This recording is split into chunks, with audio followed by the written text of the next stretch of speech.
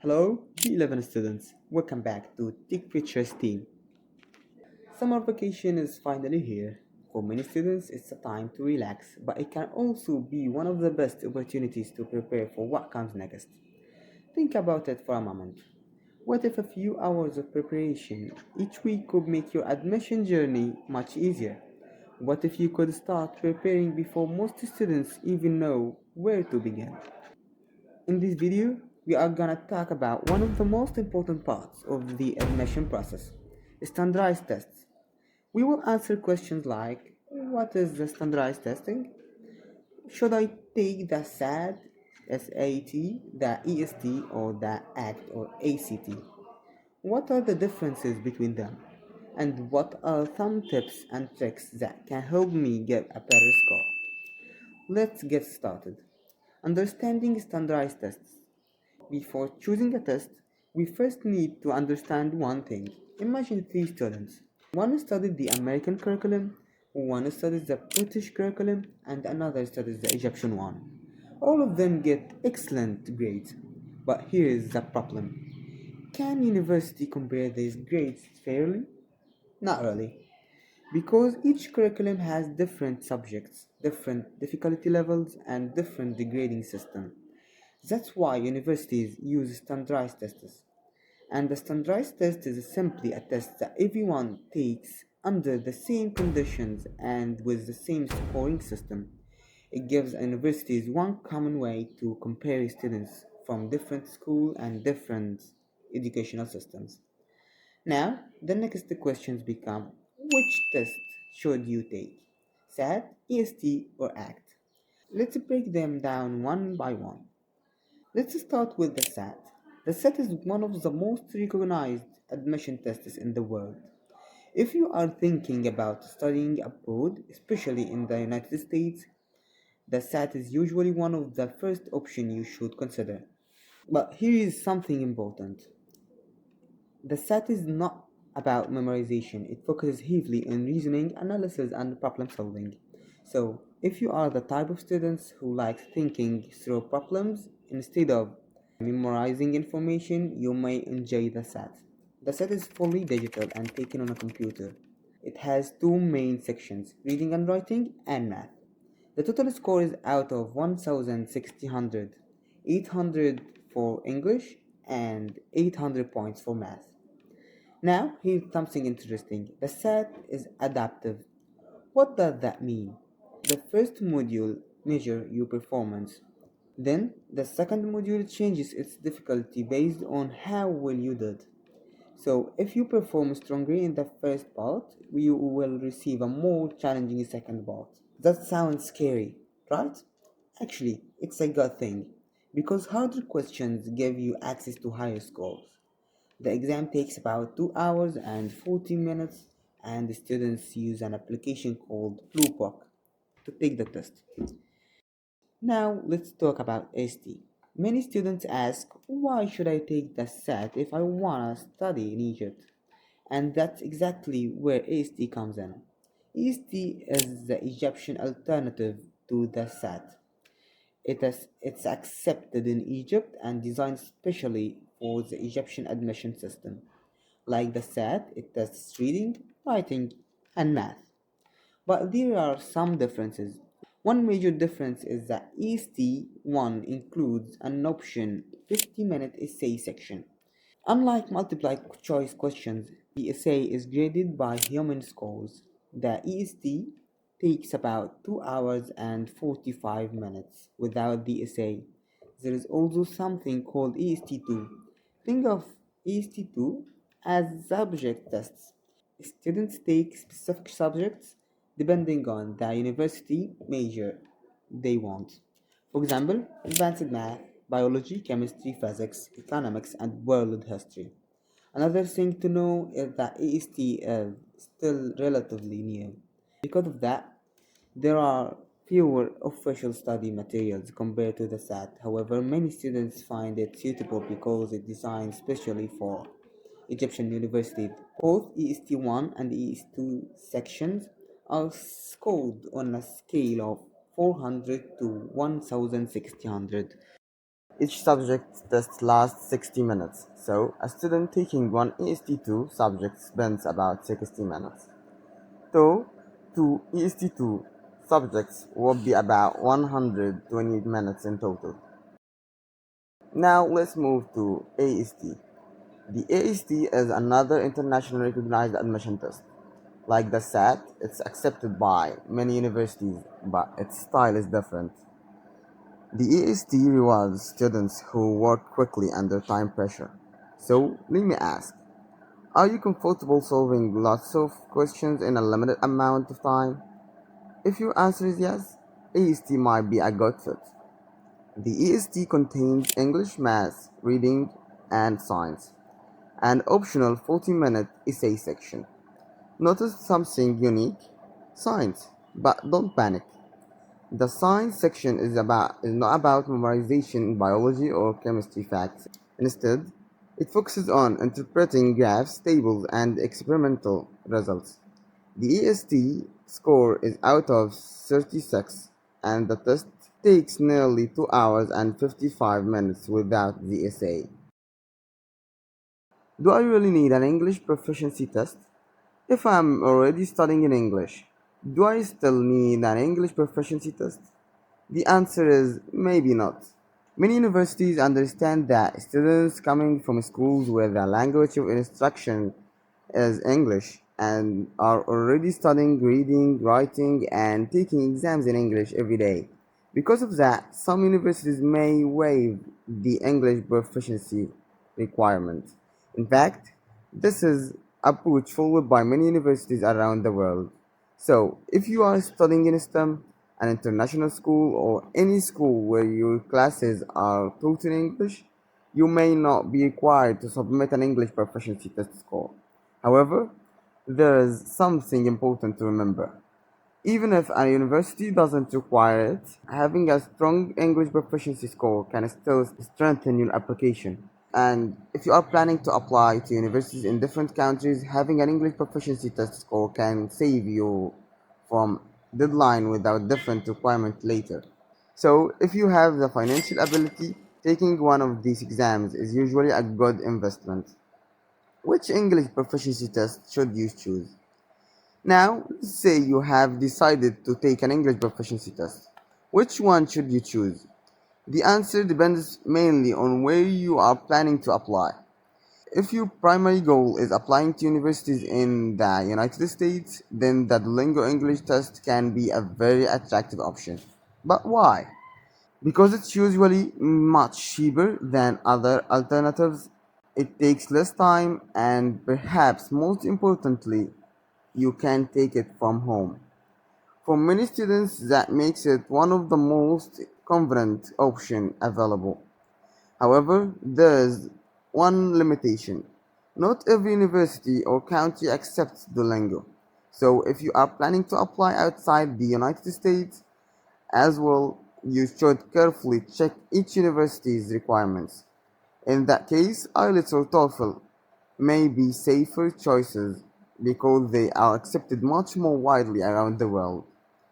The good news is that all three exams measure similar English skills: reading, listening, speaking, and writing. The main difference is usually acceptance, format, and cost. Before choosing any exam, take a placement test. Before you start preparing for IELTS, TOEFL, or any English proficiency exam, there is one thing you should do first. Find out your current English level. Many students start studying without knowing where they actually stand. As a result, they waste time studying materials that is either too easy or too difficult. That's why taking a placement test is important. Some of the best free placement tests are offered by Cambridge and Oxford. These tests measure your English level using the CEFR. CEFR stands for the Common European Framework of Reference for Language. It's one of the most widely used systems for measuring language proficiency. The result usually appears as one of six levels. Let's quickly understand what these levels mean. A1 to A2. These are the beginner levels. At this stage, you can understand simple sentences and common expressions. You can communicate in basic everyday situations. B1 to B2, this is the intermediate and upper intermediate stage, and this is where things become very interesting. Many academic opportunities start becoming accessible at this level. You can understand most educational content, you can participate in discussions, and you can communicate effectively in many situations. For many students, reaching B2 is an important milestone. C1 to C2. These are the advanced levels. At this stage, you can understand complex texts, express yourself fluently, and communicate with a high degree of confidence. Many students at this level can comfortably study in English speaking environments. A quick tip: when taking a placement test, be honest with yourself. Don't use translation tools, don't ask for help, and don't search for answers online. The goal is not to get high score, the goal is to discover your real starting point. Once you know your level, you will know exactly what skills you need to improve. In the last sections, we talked about standardized tests and explored the differences between the SAT, EST, and ACT. But there is another test that many students hear about when preparing for university admission, the TOEFL. So today we are gonna answer some important questions. What is TOEFL? Why do universities ask for it? And how can you prepare for it effectively during your summer vacation? Let's get started. What is TOEFL? TOEFL stands for of English as a Foreign Language. It's an international exam that measures your ability to use English in academic environment. Many universities around the world accept TOEFL scores as a proof of English proficiency. In simple words, the test helps universities know whether you can study, communicate, read, write, and participate in classes using English. Why is TOEFL important? You might be wondering, do I really need TOEFL? The answer depends on the university and the country you are applying to. However, TOEFL is commonly used for university admission, scholarship applications, international study opportunities, demonstrating English proficiency. A strong TOEFL score can strengthen your application and open more opportunities in the future. TOEFL sections. The TOEFL measures four main skills. Let's look at each one. First one, reading. The reading section evaluates your ability to understand academic text, and you will read passages and answer questions about the information, ideas, and arguments presented. Listening. The listening section tests how well you understand spoken English. You will listen to lectures, discussions, and conversations. Then you will answer questions based on what you heard. Speaking. The speaking section measures your ability to express your ideas clearly in English. You will answer questions and discuss different topics. The focus is not only on grammar. Universities also want to see whether you can communicate effectively or not. Writing. The writing section evaluates your ability to organize ideas and express them clearly in written English. You will write responses based on prompts and academic content. Good organization and a clear argument are very important here. Tips for improving your TOEFL score. The good news is that preparing for TOEFL doesn't always require studying from a textbook. Many improvements can come from your daily habits. First, read English articles. The more you read, the stronger your vocabulary and reading skills become. Second, listen to English content frequently. Academic lectures, educational videos, and podcasts can help improve your listening skills. Third, practice. Practice makes perfect, as them say. So, practice speaking English whenever possible. Speak with friends, join discussions, or even practice speaking to yourself. The goal is to become comfortable expressing your thoughts in English. Fourth, write regularly. Try writing short essays, summaries, or opinions. Then ask someone to review your work and provide feedback. And finally, take a practice test. Practice tests help you understand the exam format and identify areas that need improvement. Now, let's move to another English proficiency test that many students choose: IELTS. IELTS stands for the International English Language Testing System. It's one of the most recognized English proficiency exams in the world. Universities, scholarship programs, and organizations across many countries use IELTS as a proof of English proficiency. But here is something important: IELTS is not a pass or fail exam. Instead, it measures your English level using a scoring system called the band score. IELTS scores range from 0 to 9. The higher you score, the stronger your English proficiency. For example, a band 5 score indicates a modest user of English. A score between 60.5 and 7.5 is often the target range for many universities and scholarship opportunities. This range usually demonstrates that a student can handle academic studies comfortably in English. Types of IELTS. There are two main versions of the IELTS exams. The first is academic IELTS. This is the version most students need. If you are planning to study abroad, apply to universities, or apply for scholarships, this is usually the exam you should take. The second is general training IELTS. This version is mainly designed for people applying for work, opportunities, immigration, or non academic purpose. For most students watching this video, academic IELTS is the relevant option. IELTS sections like TOEFL IELTS evaluates four language skills: reading, listening, speaking, and writing. Let's look at them briefly. The first one is listening. The listening section lasts about 30 minutes. You will listen to recordings, feature different speakers and accents. While listening, you will answer questions based on the information you hear. The second one is reading. The reading sections last 60 minutes.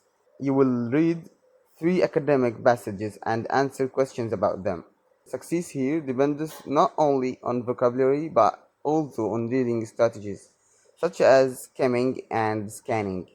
Writing. The writing section lasts 60 minutes. It contains two tasks. In the first task, you will usually analyze and summarize information from a graph, chart, or diagram. In the second task, you will write an essay discussing on an opinion, argument, or issue. Speaking. The speaking section lasts approximately 11 to 14 minutes. You will have a face-to-face interview with an interviewer. First, you will answer questions about yourself. Then you will receive a topic card and speak about this topic. Finally, you will participate in a deeper discussion related to the same topic. The most important thing about IELTS: many students think IELTS is simply an English test. But the only part of the story: IELTS is also a test of strategy, a test of timing, and a test of familiarity with the exam format. You might have strong English skills and still lose marks if you are unfamiliar with the style of questions. That's why preparation is so important. Once you have identified your English level and reaches a strong level such as B2, your next goal should be learning the IELTS formats and practicing with real exam questions. The more familiar you become with the exam structure, the more confident you will be on test day. Now, thus we have talked about standardized tests and English proficiency exams. Let's move to something that many students completely ignore, but later they wish they had started earlier: LinkedIn. Let me ask you a question. If a university professor, scholarship committee member, recruiter, or company representative searched for your name online today, what would they find? Would they find a professional profile that shows your achievements and interests, or would they find nothing at all? That's where LinkedIn comes in. What is LinkedIn? LinkedIn is the world's largest professional network platform. Think of it as a social media platform for education, careers, and professional growth.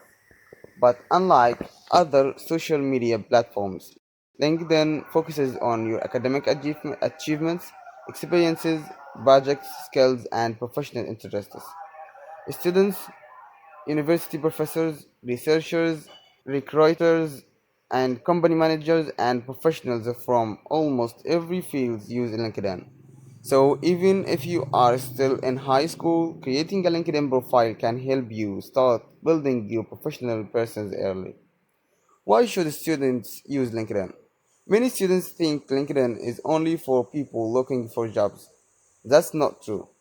As a student, LinkedIn can help you connect with professionals in your field of interest, discover internships and opportunities, learn from industry experts, showcase your achievements and projects, build a professional network before entering university, and perhaps most importantly, it allows opportunities to find you.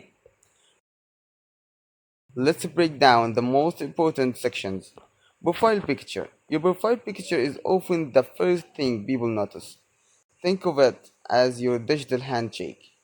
Use a clear, high quality photo, choose a simple background, and make sure your face is clearly visible. You don't need a professional photo shot. You just need a professional looking picture. Profile cover. The cover is the large banner behind your profile picture. Think of it as your personal billboard. It can quickly communicate your interests, goal, or field of study. For example, if you are interested in technology, robotics, programming, or engineering, your cover photo can reflect that. Headline. The headline is that short sentence that appears directly below your name. Many students simply write student and leave it there, but you can do much better. Your headline should quickly explain who you are and what interested you. For example, G11 students interested in artificial intelligence and robotics, or aspiring software engineer, STEM student, technology enthusiast. The goal is to help people understand your interests immediately. About section. The About section is where you tell your story. Who are you? What are your interests? What are your goals? What skills are you developing? This section helps people understand your journey and ambitions. Experience. Now you might be thinking, I'm a student, I don't have work experience. That's completely normal.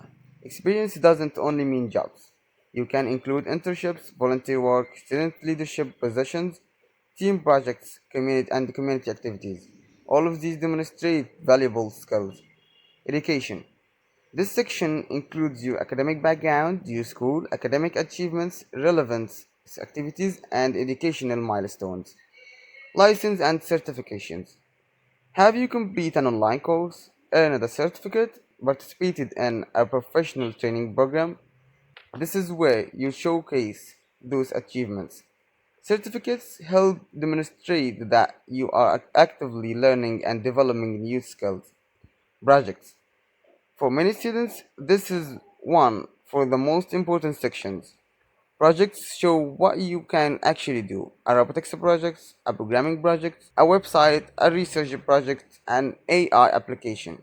These projects help transform your profile from a list of achievements into proof of your abilities.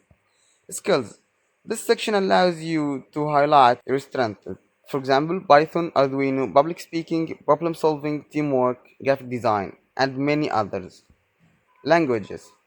If you speak multiple languages, don't forget to include them. Language skills can become a significant advantage when applying for universities, scholarships, internships, and international opportunities. How can you grow on LinkedIn? Creating a profile is only the beginning. The next step is becoming active. Make connections. Try to connect with people who share your interests students, university professors, professionals, researchers, and industry experts. The larger your professional network becomes, the more opportunities you will discover. Engage with others. When someone shares an achievements, congratulate them. When someone publishes useful content, interact with it. Ask questions, share insights, join conversations. Networking is not only about adding people, it's about building relationships. Optimize your profile. Before trying to grow your network, make sure your profile clearly communicates who you are and what value you bring. A strong profile creates a strong first impression. Post continuously. Try sharing content regularly. It doesn't have to be complicated. You can share projects you are working on, competitions you joined, courses you completed, lessons you learned. Consistent activity helps people discover your profile. Now let's talk about another essential tool, your CV. Many students hear that term CV all the time, but what exactly is it? What is a CV? CV stands for curriculum vitae. The phrase comes from Latin and means course of life. A CV is a document that summarizes your educational background, experiences, achievements, skills, and qualifications. Think of it as your professional introduction. When you apply for an internship, scholarship, competition, university program, a job, or job opportunity, your CV is often one of the most first things people see. What should a student's CV include? Let's look at the most important sections. Contact information. Include your full name, email addresses, and phone number, professional websites, or LinkedIn profile if available. Make sure everything is accurate and professional. Profile summary. This is a short introduction about yourself, usually 3 to 5 lines. Think of it as your elevator pitch. Who are you? What are your strengths? What are your goals? This section helps create a strong first impression. Education. Include your school information, educational background, and important academic achievements. Experience. Again, experience doesn't only mean jobs. You can include internships, volunteer activities, leadership roles, student organizations. Every meaningful experience helps tell your story. Skills. Highlight both technical and soft skills. Examples include programming, research, communicate, leadership, teamwork, and graphic design, and many others. Language. List all languages you can speak, write, read, or understand. Projects. Projects are often one of the strongest parts of a student's CV. They demonstrate initiative, creativity, and practical skills. Courses and certifications include relevant online courses, training programs, and certifications. These show your commitment to continuous learning. Why should your CV be ATS friendly?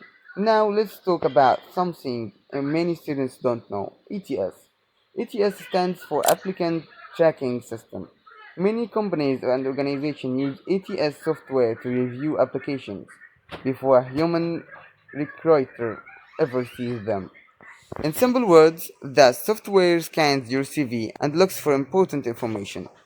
If your CV uses a complicated design, unusual formatting, or graphics that the software can't read properly, important information might be missed.